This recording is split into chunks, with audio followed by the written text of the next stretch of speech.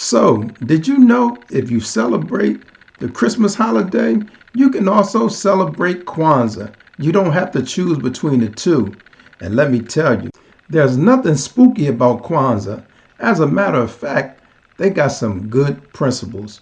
What I would like to do in this video, I would like to share with you the 7 principles of Kwanzaa. If you're interested in hearing that, continue watching. So Kwanzaa was started in 1966 after the riots in Watts, California by an activist. Bear with me with his name, is Maulana Karenga. I believe that's how you pronounce it. He's the gentleman who created Kwanzaa. And it was based off of a African harvest festival that was held in West Africa, East Africa, and Southeast Africa. Kwanzaa was initially created as an alternative to some of the paganistic practices of, Christmas and all that. It later evolved into more of a family, cultural type celebration. In this video, I'm not really going to focus on the cultural practices because they got different, a lot of practices of Kwanzaa. I want to focus on the 7 principles, as I mentioned, the 7 principles of Kwanzaa. So Kwanzaa runs from December 26th until January 1st. Each day, one principle is being practiced or acknowledged. From day 1, the first one is unity, to day 7, which is faith. Now let me clarify.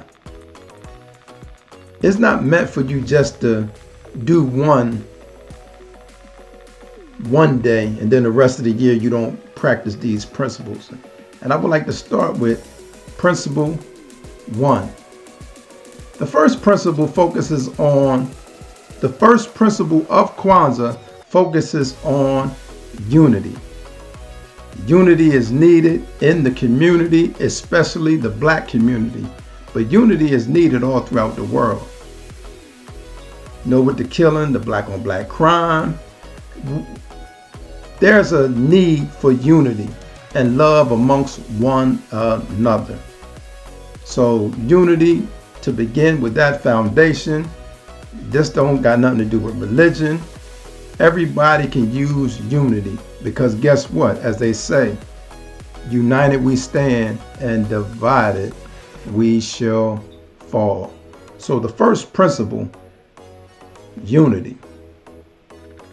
The second principle of Kwanzaa focuses on self-determination. For us to be self-determined, first of all, naming ourselves, identifying ourselves, and stop allowing others to identify us. Stop falling into these stereotypes that's set in place for us as well. Create for ourselves and speak for ourselves, and stop letting others speak for us.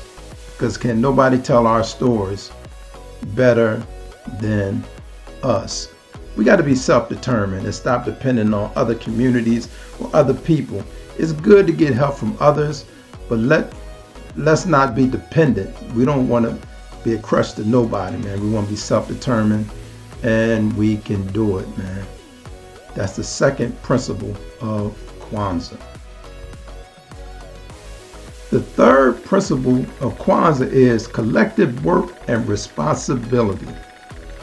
And that's just, us working together collectively, working with your brothers within your community to build it up, to work together, to make our brothers and sisters' problems our problems. That's community. To build up our brothers and sisters and make their problems our problems and work them out together. That way you can build trust, strengthen your relationship in your community. This practice can be done whether it's in the Black community or whatever community, but especially in the Black community where it's needed. The fourth principle of Kwanzaa is cooperative economics. That's basically, man, Shopping within your community, your local corner stores or mom and pop stores, bodegas, whatever you call them, but it's working with the shops, the small shops within your community and building them up. I remember when I was young, we had corner stores you can go up to. They would have maybe one or two of those big Atari games. You can play the games for a quarter. You can get your bread from out of there, your milk, penny candy, all that kind of stuff. And they survived. They would make it. Same thing like today. If we supported those small stores, we can make it. That would help build the community. That's the fourth principle of Kwanza. The fifth principle of Kwanza is purpose. It's necessary for every human being to know their purpose.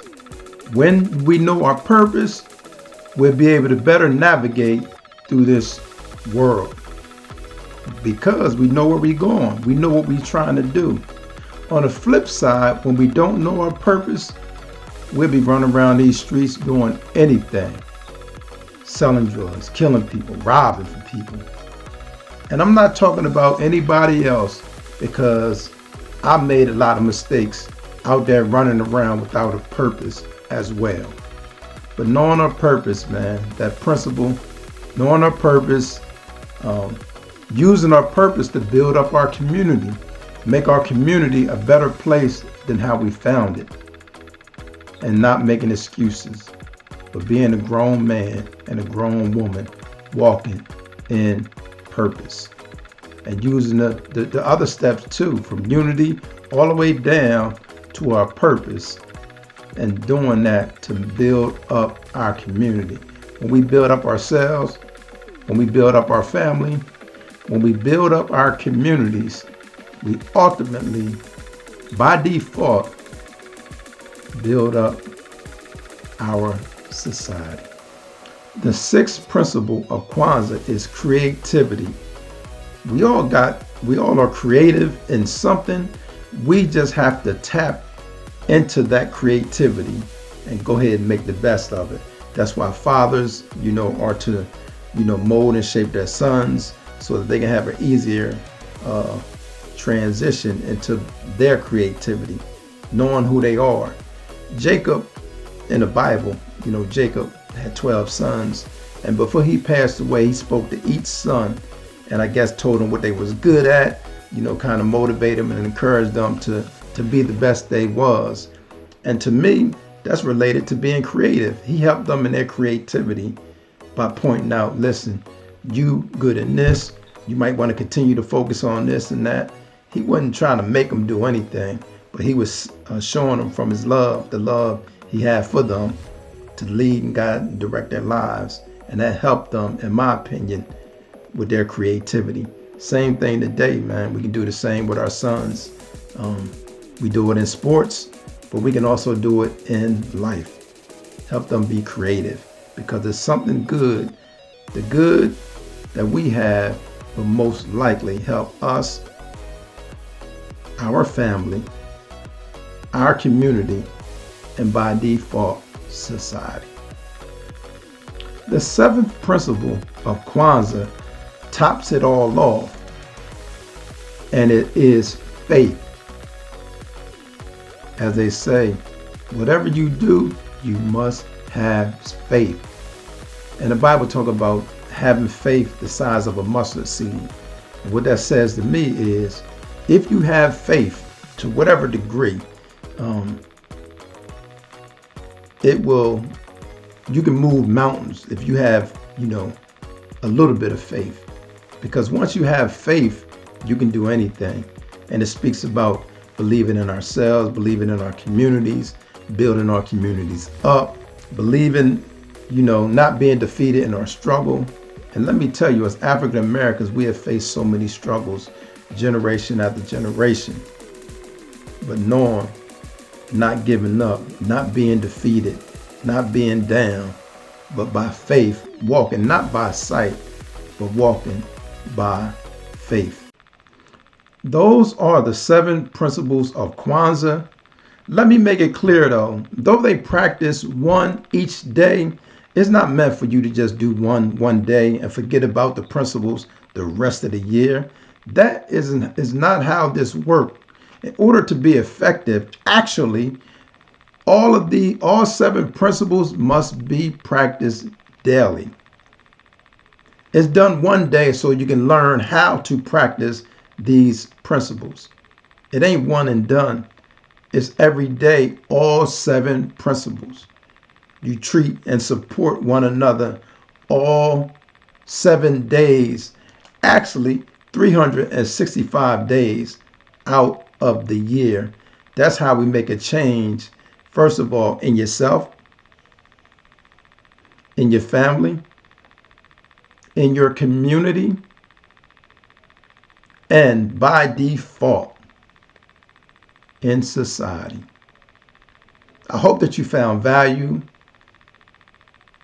in these seven principles. I want to thank you for watching the video. Thank you for your support. Thank you, thank you, thank you. If you have not done it already, go ahead and subscribe to the channel. Hit the notification bell so you can be notified anytime I make a video. Thanks again for watching, man. Try to practice these, some of these. Take it slow if you want to start with one or two at a time, but try to practice them. It'll help your life out. It'll help your family out. It'll help your community out. And by default, it'll help society out. Until next time, man, y'all be safe out there. Peace.